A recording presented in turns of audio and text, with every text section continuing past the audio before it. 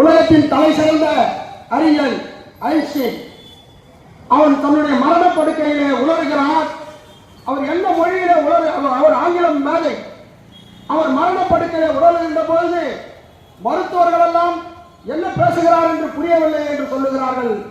ஆனால் அதற்கு பிறகுதான் தெரிந்தது அவர் தன்னுடைய ஐரிஷ் மொழியில தன்னை மீறி பேசிக் கொண்டிருக்கிறார். ஏனென்று சொன்னால் ஒரு மனிதன் தன் உணர்வோடும் உயிரோடும் எப்பொழுதும் எந்த நிலையிலும் மறக்க முடியாத ஒரு நிலையோடு இருக்கக்கூடியது என்று சொன்னால் அவனுடைய தாய்மொழி தான். அவனுடைய உணர்வோடு உதிரத்தோடு கலந்திருக்கிற மொழி அவருடைய தாய்மொழி. இந்தியாவின் நைட்டிங்கேல் என்று சொல்லப்படுகிற லதா மங்கேஷ்கர் மிக சிறந்த பாடகி. லதா மங்கேஷ்கர் பல விருதுகளை பெற்றவர், பல தேசிய விருதுகளை பெற்றவர். அந்த லதா மங்கேஷ்கர் ஒரு விருது வரும் நிகழ்ச்சியில கண்ணீரோடு சொல்லுகிறார், நான் பல விருதுகளை பெற்றிருக்கிறேன், ஆனால் அத்தனை விருதுகளும் என்னுடைய இந்தி பாடல்களுக்கு தான் கொடுத்தார்கள், ஆனால் என்னுடைய மராட்டிய மொழி பாடி நான் ஒரு விருதை கூட வாங்கவில்லை என்று வருத்தத்தோடு நான் சொல்லுகிறேன் என்று சொன்னார். காரணம் என்ன தெரியுமா? அந்த இந்தி அந்த மராட்டியத்தை அங்கே அழித்துவிட்டு மராட்டிய திரைப்படங்கள் மராட்டிய மொழியிலே தான் பாடல்கள் என்ற நிலைமை அங்கே ஏற்பட்டிருக்கிறது. அதைத்தான் சொல்கிறார்கள், எல்லோரும் சொல்கிறார்கள், ஒரு இனத்தை அழிக்க வேண்டும் என்று சொன்னால் ஒரு மொழியை அழிக்க வேண்டும். அதே அந்த வேலையைத்தான் இன்னைக்கு பிஜேபிக்காரன் செஞ்சிட்டு இருக்கான். அந்த வேலையைத்தான் இன்னைக்கு தர்மேந்திர பிரதான் செஞ்சிட்டு இருக்கான். இவன் திடீர்னு கொஞ்ச நாளைக்கு முன்னாடி என்ன சொன்னான்னா, சில வருடங்களுக்கு முன்னால் என்ன சொன்னா, ஹிந்தி படிச்சா வேலை கிடைக்கும். டே நாங்க கேட்டோம், ஏன்டா ஹிந்தி படிச்சா வேலை கிடைக்கும்னு சொல்றியே, ஆதாரத்தை கொடுடான்னு கேட்டோம். இப்ப என்ன சொல்றான்னா, அதுக்கு பதில் சொல்ல வக்கு இல்லாம இந்தி பகுதியிலிருந்து வராம பத்தியா இந்திக்காரன் அவனுக்காக ஹிந்தி படிக்கிறான். டேய் உங்க டிசைனே எங்களுக்கு புரியலையே. இந்த பிஜேபிக்காரன் இந்த காளி நாய்களுடைய டிசைன் எங்களுக்கு புரியல. எங்களை ஒருத்தனுக்காக இன்னும் சொல்ல போனா கும்மிடி பூண்டி தாண்டி போனா ஹிந்தி வேணும். இந்த அண்ணாமலை தலைவர் சொல்றாரு, கக்கூசுக்கு போனோம்னா கூட ஹிந்தி வரும். கக்கூசுக்கு போனோம்னா வெளி மாநிலத்தில் போய் கக்கூசு போனா ஹிந்தி வேணுமா? எங்க எத்தனை வந்து விட்டுருக்கான் பாரு ஹிந்தி. அவன் கரெக்டா கக்கூஸ் ஆண்ட எத்தனை வந்து விட்டுருக்கான். ஏண்டா எந்த மொழியில இருக்கிறவங்க கூட கக்கூஸ் வந்து அர்ஜென்டா மாறி போயிட போறாங்க. ஆண்கள் பெண்கள் என்று எழுதாம அப்படியே எழுதிருந்தா கூட ஆண்கள் உருவத்தையும் பெண்கள் உருவத்தையும் எழுதி வச்சிருக்கிறானா இல்லையா? இவன் மாறி போயிடக்கூடாதுன்னு எழுதியிருக்கிறான். இவங்க சொல்றானுங்க கக்கூசு போறதுக்கு ஹிந்தி படி. இன்னொருத்தி சொன்னா, வடநாட்டில் ரயில்ல போனா அந்த பீடா வாயினுங்க நம்மள பலாத்காரம் பண்ண வருவானுங்க.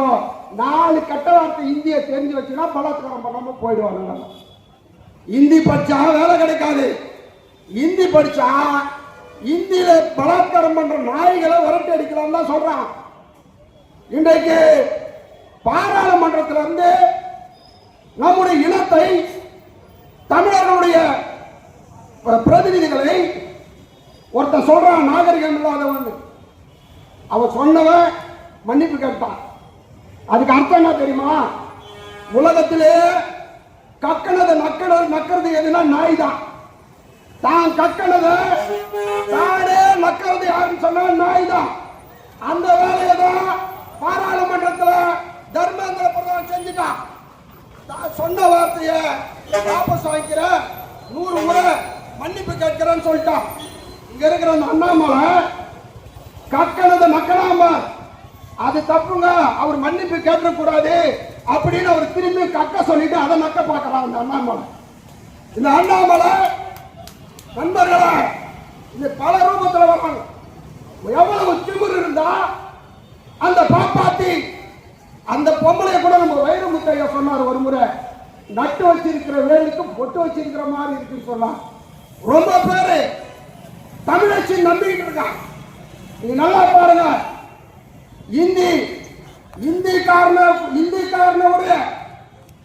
இந்திக்காரனுக்கு பிறந்தவனுடைய இந்திய நேசிக்கிறான். அண்ணாமலை நிர்மலா சீதாராமன்னா அது கருவின் குற்றம். இந்திக்காரனுக்கு பிறந்தவன இந்திய நேசிக்கிற அதை விட நீ நேசிக்கிறன்னு சொன்னா அது கருவின் குற்றம். ஏன்னா ஒரு மொழி பச்சா ஒண்ணு இல்ல, உன் மொழி ஒரு மொழி பச்சு என்ன போதுன்னு சொன்னா இந்திய திணிக்கிறேன்னு கேட்டா வேணா இந்தி இல்லைங்க, அது நீ ஏதாவது ஒரு மொழியை பண்ணு, ஏதாவது ஒரு மொழியை. நான் கேட்கிறேன், இங்க இருக்கிற எங்கேயாவது ஓரஞ்சாரம் ஒட்டு மூலையில எவனா ஒரு பிஜேபிக்காரன் இருப்பான், எவனா ஒரு முட்டாள் கூட்டு கேட்டுக்கொண்டு இருப்பான், அல்லது அந்த முட்டாள்களுக்கு செய்திகள் போகும். நான் கேட்கிறேன், ஏதாவது ஒரு மொழியை படிக்கிறோம் என்று சொன்னால் இந்தியாவில் இருக்கிற அத்தனை மொழிகளுக்கும் ஆசிரியர்களை நியமித்து விடு.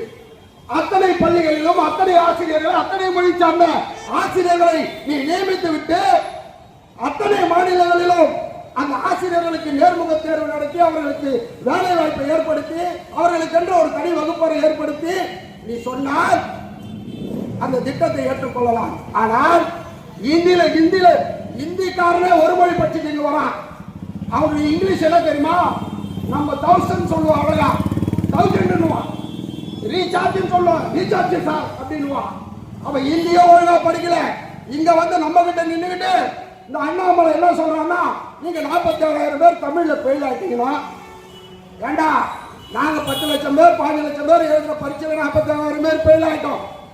ஆனா 25 லட்சம் பேர் எழுதுற இந்தி பரீட்சையில 18 லட்சம் பேர் ஃபெயில் ஆயிட்டாங்க இந்திக்காரன் தான் தாய்மொழியில. இப்ப நீங்க தமிழை வளர்த்தீங்களா? அதனால இன்னொரு மொழி படி. ஏண்டா நான் இந்திய படிச்சா தமிழ் வளருமா? சொல்லு, படிக்கிறோம். ஏண்டா என் மொழியை இன்னும் படிக்கல, நாங்க 45,000 பேர் ஃபெயில் இல்ல, நாங்க பாத்துக்கிறோம். நீ 27 லட்சம் பேர் ஃபெயில் ஆயிருக்கிறிய, நீ அவனுக்கு போய் திருத்துங்க. நீ காரணம் முதல் படிக்கவே. இந்த பாராளுமன்றத்தில் ரொம்ப ஆணவத்தோட ஜாதி கொழுப்போட இந்த நிர்மலா சீதாராமன் சொல்றாங்க, காட்டு மிராண்டி பாச பெரியார் சொல்லிட்டாரு. அவர் படத்தை வீட்டுல வைக்கிறான், ஒவ்வொருத்தரும் வீட்டுல வச்சுட்டு இருக்கான். ஆமா, பெரியார் காட்டு மிராண்டி பாச சொன்னாரு, உண்மை. ஏன் சொன்னாரு? இங்க இருக்கிற புலவெல்லாம், இங்க இருக்கிற தமிழ் புலவெல்லாம் பெண்களை வர்ணிச்சானே, வில் போன்ற புருவம், பவளம் போன்ற அதரம், இப்படி எல்லாம் வர்ணிச்சீங்களா? எவனாவது தமிழ்ல ஒரு அறிவியல் தமிழை உருவாக்குனீங்களா அப்படின்னு சொல்லிட்டு அடுத்து சொல்றார் தந்தை பெரியார், இங்க இருக்கிற புலவன் எவனாவது அறிவியல் கருத்துக்களை தமிழ்ல புகுத்தினால் அவனுக்கு நாங்கள் புத்தகத்தை அடித்து, என்னுடைய செலவிலே புத்தகத்தை அடித்து அந்த புலவனுடைய புத்தகத்தை விற்பனை செய்வதற்கு தயார் என்று சொன்னவர் தந்தை பெரியார். இதுக்கு என்ன தெரியும்? பெரியார் கரண்டியை தூக்கி போடுன்னு சொன்னார் பெண்களை. இது என்ன பண்ணுச்சு தெரியுமா? கொரோனால ஒரு தட்டம் கரண்டி எடுத்து கோகோ கொரோனா சொன்ன மக்கு பொம்பளை தான் இந்த நிர்மலா சீதாராமன். அந்த மக்கு பொம்பளை நமக்கு பாடம் எடுக்குது. இந்த மக்கு பொம்பளை பெரியார் படத்தை வைக்கிறோமா? யாரு பெரியார் படத்தை வைக்காம பெண்கள் வேலைக்கு போனா அவங்க உபச்சாரம் செய்வதற்கு சமம். 8 வயசுலே பொம்பளைகளை கல்யாணம் பண்ணி கொடுத்துள்ளோம். பெண்கள் தீட்டானா சமைக்க கூடாது. அந்த சொன்னாலே பேர் என்ன தெரியுமா? காஞ்சி, காமகோடி, பீடாதிபதி, ஜெகத்குரு, ஜெயேந்திர, சரஸ்வதி, சங்கராச்சாரி, சாமிகள். ஒருத்தன் பேரை இவ்வளவு நீட்டா சொல்றீங்களா? அவன் என்ன சொல்லிருக்கிறான்? எங்க பொம்பளைய ஆபீஸுக்கு போனா விபச்சாரின்றான். நிர்மலா சீதாராமன், நீயும் ஆபீஸ்ல வேலை செய்யற, நீயா? நீ சங்கராச்சாரியா கண்டுபிடித்த பெண்ணா? இல்லை, தந்தை பெரியார் வழியில நீ வேலைக்கு போகிற பெண்ணா? அது நீதான் முடிவு செய்து கொள்ள வேண்டும். எவ்வளவு திமிரோடு கொழுப்போடு பாராளுமன்றத்தில் நம்முடைய இனத்தை, மொழியை அழிக்கக்கூடிய வேலை செய்து கொண்டிருக்கிறார்கள். இறுதியாக காலம் கடந்து முடித்துக் கொள்கிற தோழர்களே, நீங்க ஒரு ஒற்றுமையை பாருங்க. அண்ணாமலையோ நிர்மலா சீதாராமனோ வீரியமா இருக்கிறாங்க. இந்த அண்ணாமலை யார் தெரியுமா? கன்னடத்துல போய் நான் பிரவுட் கன்னடிகா, காவிரி தண்ணியை பத்தி கவலைப்பட மாட்டேன், நான் உங்களுடைய பிரவுட் கன்னடிகான்னு சொன்னவன். இந்த நிர்மலா சீதாராமன் தமிழச்சின்னு சொல்றாங்கல்ல, யாருன்னா பதவி பிரமாணம் செய்யும் போது கன்னடத்துல பதவி பிரமாணம் செய்யவதா இந்த நிர்மலா சீதாராமன். இவங்களுக்கு நமக்கு சம்பந்தமே இல்லை. இவங்களெல்லாம் தமிழர்கள் என்று போலியாக ஒரு போர்வையை போர்த்திக் கொண்டு நம்முடைய இனத்தை, நம்முடைய மொழியை அழைக்க வந்து கொண்டிருக்கிறார்கள். எனவே இறுதியாக சொல்லுகிறேன் தோழர்களே, கலைஞருடைய கவிதை வரிகளை சொல்லுகிறேன்.